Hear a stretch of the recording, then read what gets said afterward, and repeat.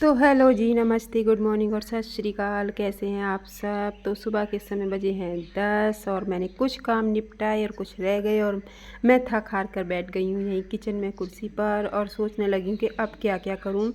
और अभी तो दोपहर का खाना भी बनाना है।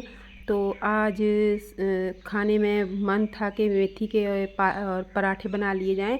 तो पास ही मैंने थोड़ी सी अपने यहाँ घर के बाहर जो कच्ची जगह है उसमें मैंने मेथी और कुछ पालक ग्रो की हुई है। तो वहीं से मैंने ताज़ी ताज़ी हार्वेस्ट की पालक और मेथी और उस वो मम्मी जी ने काट दी।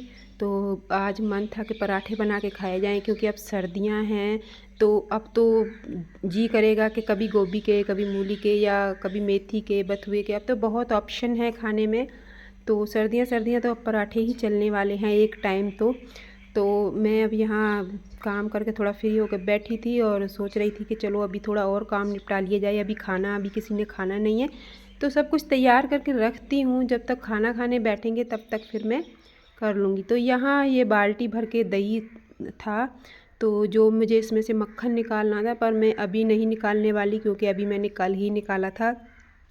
तो अभी 1-2 दिन और रुक के इसका निकालूंगी क्योंकि वो जिसमें से मैं घी चलाती हूँ ये इस बर्तन में ये बड़ा है। तो अभी इसमें और दूध आ जाने वाला है। तो मैंने इसको डाला और इस बाल्टी को किया फ्री और इसको रख देते हैं।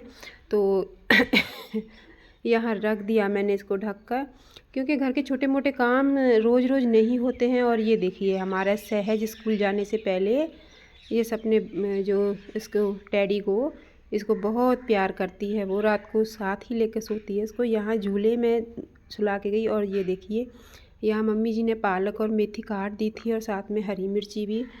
और मैं चलो इसका लगा लेती हूँ आटा और आटा लगा के धर देती हूँ क्योंकि फिर क्या होता है कि विलेज का काम है तो झट से पता नहीं लगता है। एकदम से पति देव जी आ जाएं और बोलने लगे कि खाना तैयार है तो फिर पराठे बनाने में तो इतना टाइम नहीं लगेगा। तो यहाँ चलिए इसका आटा लगा के मैं धर देती हूँ, तब तक मैं फिर बाद में और भी काम देख लूँगी।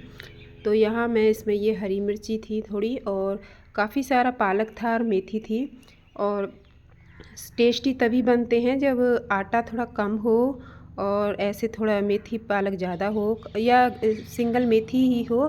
क्योंकि पालक था तो पालक भी ऐड कर लिया क्योंकि उसका भी टेस्ट बहुत अच्छा आता है। तो यहाँ मैंने और थोड़ा थोड़ा हल्का नमक मिर्च मसाला मिलाया और इसको मैं आटे को लगा देने वाली थी। और फिर मैं इसको रख के यहाँ फिर मैं लग जाने वाली थी फ्लोर की सफाई में। यहाँ मैंने आटा ये लगा दिया था। अब मैं सोच रही थी कि ये अभी स्लिप जो है इसको मैं यहाँ से साफ़ कर दूँ एकदम से क्योंकि खाना मैं बाहर ही बनाने वाली थी चूल्हे पर। तो जब क्या होता है कि गर्मी अगर ज़्यादा होती है तो मैं ज़्यादातर गैस यूज़ करती हूँ क्योंकि बाहर और चूल्हे के आगे ज़्यादा गर्मी लगती है। लेकिन अब मौसम में बदलाव हो गया है और मौसम काफ़ी ठंडा ठंडा। आज सुबह तो इतनी धुंध थी, मौसम काफ़ी ठंडा था, फिर कुछ हवा चल गई तो ऐसा लगा कि एकदम से ठंड आ गई हो। तो अब मेरा यहाँ सर्दियाँ सर्दियाँ 2 महीने तो लगा लो कि बाहर में जो हमारे जहाँ जिस किचन में चूल्हा है वही चलने वाला है।